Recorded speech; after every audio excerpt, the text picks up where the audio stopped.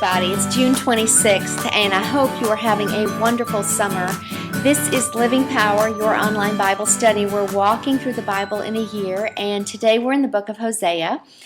And I think I mentioned to you yesterday, this is just one of my favorite books because I love to see the emotions of God as He just almost bleeds emotionally for His people. And you can really see that in this book. Yesterday we talked about how He talked about Israel having, between He and Israel having a loveless marriage, but He didn't want divorce, He wanted reconciliation. And today we're going to continue in that, and let's start today by talking about God's perspective as far as why He can say to Israel, I'm not your husband, you're not my wife anymore. Well, in chapter 7, from God's perspective, we can see that they lack trust in a number of areas. In chapter 7, verse 13, He is saying they are telling lies about God. It probably means they're just not portraying Him in an accurate light when they talk to others. Verse 14, they're turning away from me and they're not asking me for help when they need it. Verse 15, they're plotting evil against me. Verse 16, they look to everyone else for help. And verse 16, they're insolent towards me. In chapter 8, verse 4, we see that the people have appointed kings without His consent. Remember way back when the people wanted Saul as their king, and God was like, wait a minute, I'm your king. They said, no, we want to be like the nations around us. Here in Hosea chapter 8, verse 4, we can read a little bit, it's kind of like behind the scenes as to what God was thinking. He didn't really want them to have kings, but He granted them that because it was their wish. The people have made idols for themselves. They've sold themselves out in verse 9. Verse 12, they act as if the law just doesn't apply to them. Their religion is just a matter of ritual. There is no relationship, verse 13. They forgot me. And we talked earlier about this is a time in Israel's history where they're enjoying prosperity, building great palaces, it talks about in verse 14. And the more and more we go in Hosea, the more and more I can see, I wonder if you do too, just kind of the times that we're living in today. Lots of big houses and prosperity, and of course all that was very true in 2006, 2007, and 2008 here in our country of America. But chapter 2 of Hosea, I just want to show you this. Let's spend some time in verse 15 today. You see the passion of God in this daring portrayal. And some people might think, well, are we supposed to talk about God in this way? Well, He is the one who actually said it Himself. It says, I will return her, meaning Israel's vineyards, to her and transform the valley of trouble into a gateway of hope. Of course, He's talking about winning Israel back again. And it says, she will give herself to me there as she did long ago when she was young, when I freed her from her captivity in Egypt. That is pretty daring. You just see the passion of God, how He loves His people. Read this as if He is talking to you because He loves you in this same way. In Hosea 2, verse 23, on down just a little bit, I wanted to show you there's a New Testament relationship here. In verse 23, it says, at that time I will plant a crop of Israelites and raise them for myself. I will show love to those called not love, to those I called not my people. And I will say, now you are my people, and they will reply, you are my God. Remember when Hosea and Gomer got married, they named their children not loved and not my people.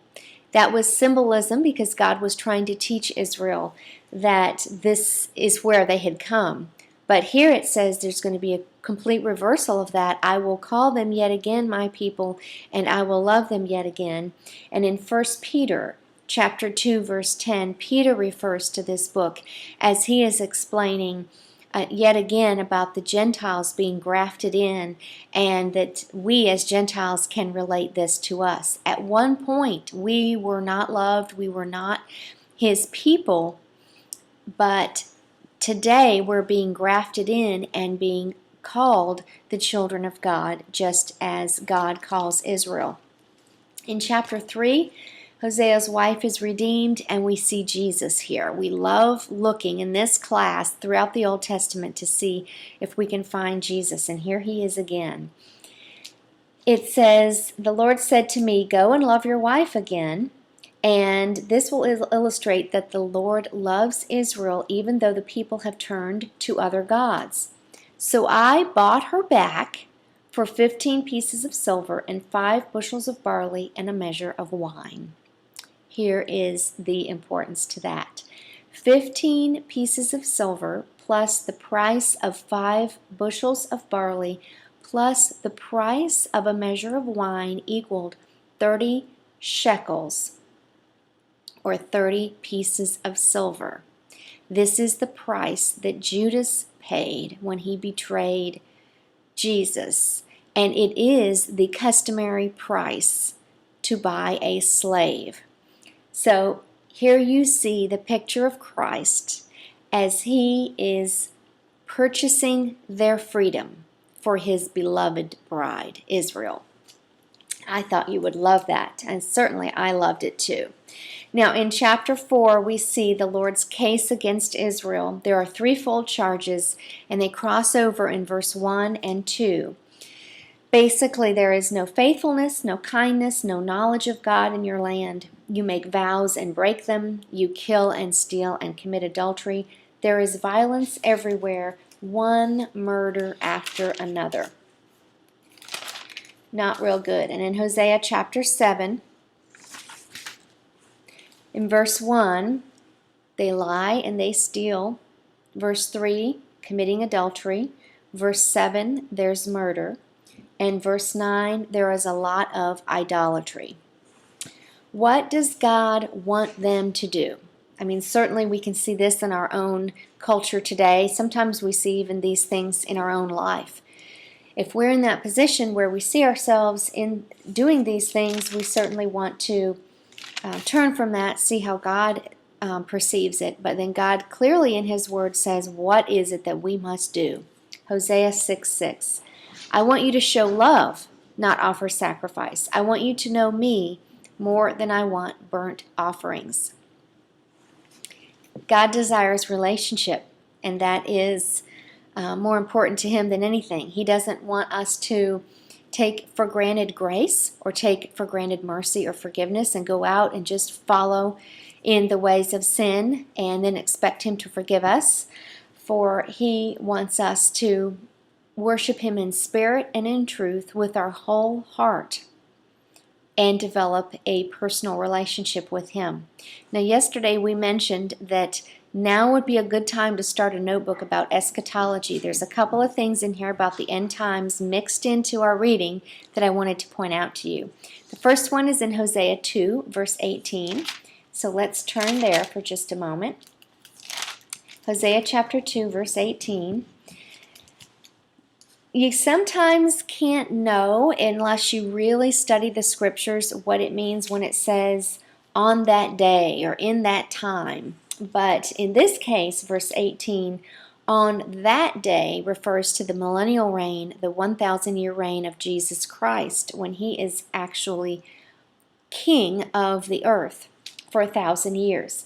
It says, I will make a covenant with all the wild animals and the birds of the sky and the animals that scurry along the ground, so they will not harm you. In the millennium, it will be reversed, as it was back into the time of the garden, in the Garden of Eden with Adam and Eve. The lion will lie down with the lamb, and there will not be this enmity between wild animals And man, we will be in the millennium, we'll be able to go out and walk the plains of Africa and not be afraid that a crocodile will eat us or that a lion will rip us to shreds. That is something we have to look forward to. Also in verse 18, I will remove all the weapons of war in the land. There will be no war.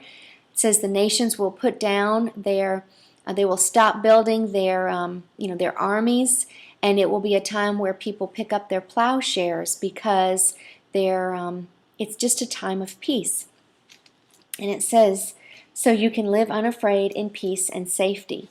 Another place in Hosea 5:15, this is, I think, my all-time favorite verse in eschatology, the study of the end times, and it's just this little teeny verse hidden in the book of Hosea. Let me explain why. It says, then, now, when you read the word then doesn't mean right after. Then can be hundreds of years later. There's a lot of meaning in that little word then, and a lot of time, oftentimes.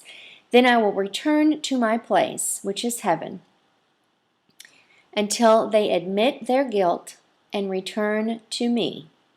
For as soon as trouble comes, they will earnestly search for me.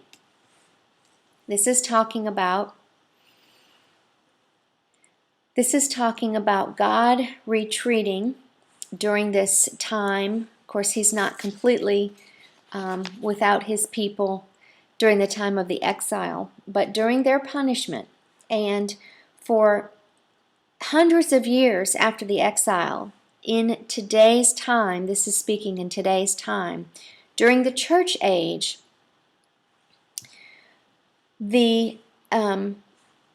Israel will continue to walk as they have been while the church continues to grow, and then in the end there will be a war, and all of the many nations will come against Israel, and at the very moment when they think all hope is lost, they are going to cry out. Their eyes will be opened, and then they will see. We're talking about the Jews here, Jesus as Messiah, and they will call on him as Messiah. And when they do that, this is the only thing that has to happen yet before Jesus returns. You wonder when the second coming is going to be. This is the only thing that has yet to happen. When they call on his name, he will come in an instant and return to this earth from heaven to rescue his people Israel.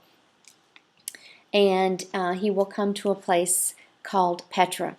Now, if you want to understand a little bit more, you can read Matthew 23:29 and Zechariah 12 for sure, because Zechariah 12 corresponds with this verse here. So we will continue our study of the end times, kind of piecing things together, because that's kind of how it's laid out over the different books of the prophets. But it will all make sense in the end as we continue in our year-long Bible study. Well, tomorrow we're going to continue in the book of Hosea. We'll wrap that up, and then we'll continue with Isaiah, which is a fantastic book. I can't wait to show you a number of good things in there also. Blessings to you and your family, and until we see each other again. Shalom.